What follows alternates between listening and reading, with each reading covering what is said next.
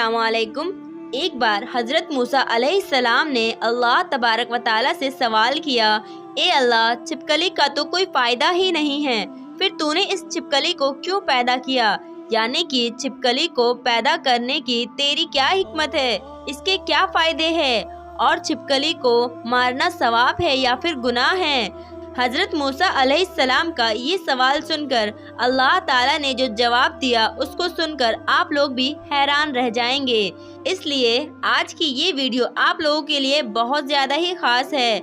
आप लोग इस वीडियो को आखिर तक ज़रूर देखें और आपको अच्छा लगे तो दिल से एक लाइक और एक सब्सक्राइब ज़रूर करें। अगर हम अपनी रोज़मर्रा ज़िंदगी में गौर फिक्र करें तो हमें इस दुनिया में बहुत सी ऐसी चीज़ें देखने को मिलती है जो हमें बिल्कुल भी बेफायदा लगती है, या फिर हमें कुछ ऐसी चीज़ों से तकलीफ पहुंचती है तो हमें लगता है कि ये तो बिल्कुल बेकार है और हम ये सोचते हैं कि इसको अल्लाह ताला ने क्यों पैदा फरमाया। मगर याद रखना, अल्लाह ताला ने इस कायनात की कोई भी चीज़ ऐसी चीज़ बेफायदा या फिर बेकदर नहीं पैदा फरमाया। इस बात को हम इंसान कभी भी समझ ही नहीं सकते हैं कि अल्लाह ताला ने किस चीज़ को क्यों पैदा फरमाया, मगर अल्लाह पाक हर चीज़ के बारे में बेहतर जानने वाला है।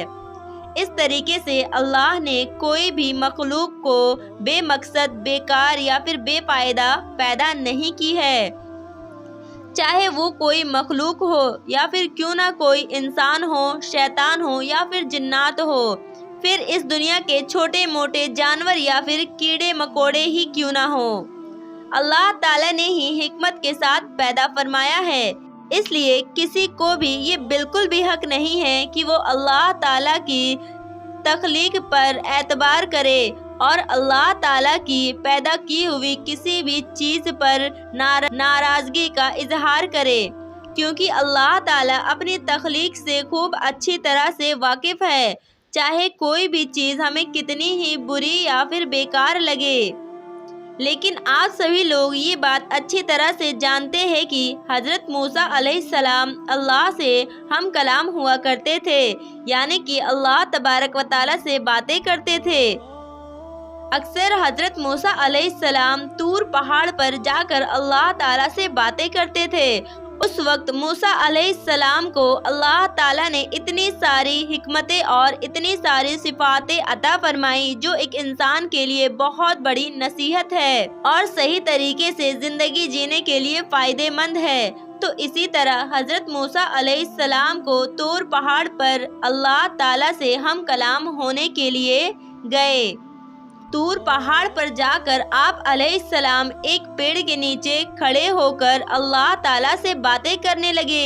उस दरख्त के ऊपर एक छिपकली थी जिसने आप पर पेशाब कर दिया, उसके छींटे आप पर आ गिरे, हज़रत मूसा अलैहिस्सलाम के कपड़ों पर लग गए। ये देखकर आप अलैहिस्सलाम को छिपकली पर बड़ा गुस्सा आया और आपने अल्लाह तबारक व तआला से तुरंत ये सवाल कर दिया, या अल्लाह, तूने इस छिपकली को क्यों पैदा किया है?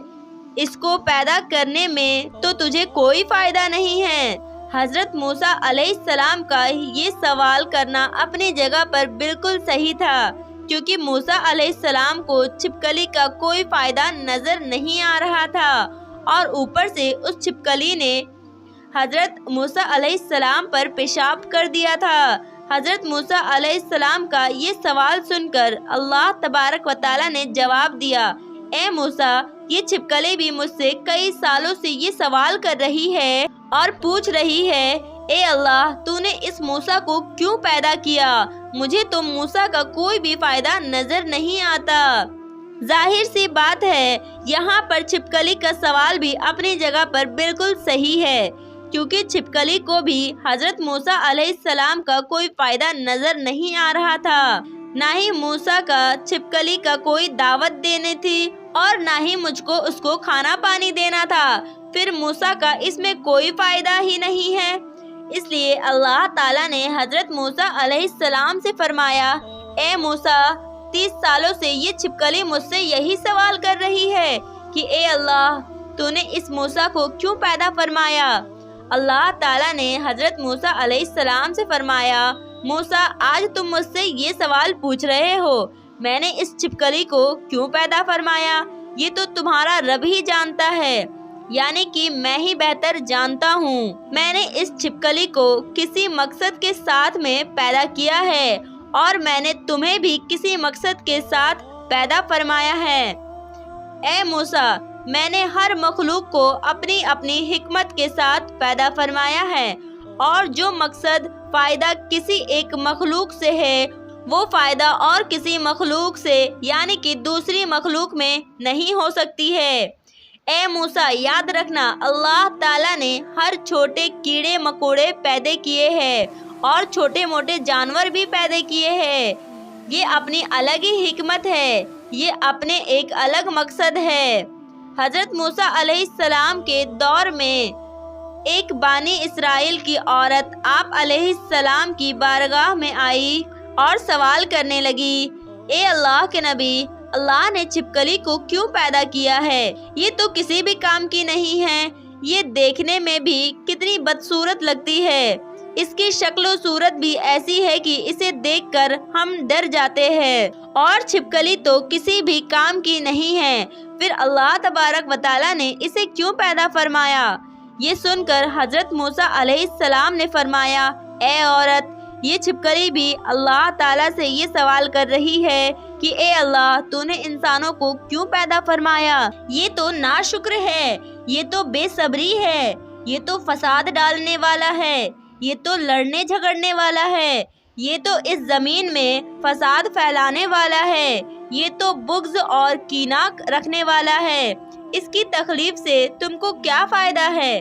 تو چھپکلی کو اللہ تعالیٰ نے جواب دیا، اے چھپکلی، میں اپنی تخلیق کے فائدے سے اور حکمت سے زیادہ واقف ہوں، اس لیے ہم سب کو چاہیے کہ کسی کی پیدائش ہماری خواہش اور ہماری مرضی کے خلاف ہو جائے تو ہمیں ناراض نہیں ہونا چاہیے، بلکہ اللہ تعالیٰ کا ہر حال میں شکر ادا کرنا چاہیے۔ اسی طرح سے ایک شخص حضرت علی کی بارگاہ میں حاضر ہوئے اور آپ نے دستے ادب کو جوڑ کر نہایت ہی ادب کے ساتھ عرض کرنے لگے، یا علی، کیا چھپکلی کو مارنا گناہ کا کام ہے یا پھر ثواب کا کام ہے؟